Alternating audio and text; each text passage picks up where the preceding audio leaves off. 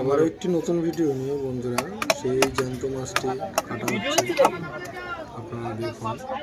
তো জ্যান্ত মাছের আঁশটা তো ছাড়ানো হয়ে গেছিল আগের ভিডিওটাতে।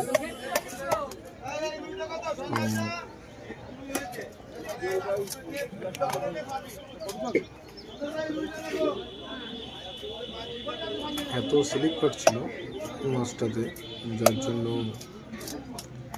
মাছটি কাটতে সমস্যা হচ্ছিল, কারণ নালাটা খুব বেশি ছিল, জ্যান্ত মাছ তো।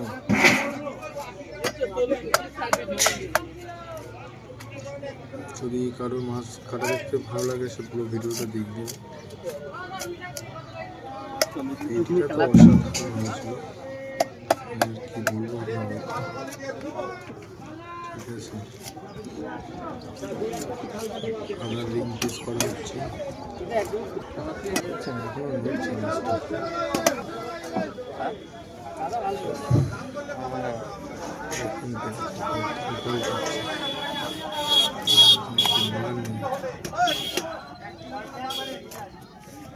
যদি ভালো লাগতো তাহলে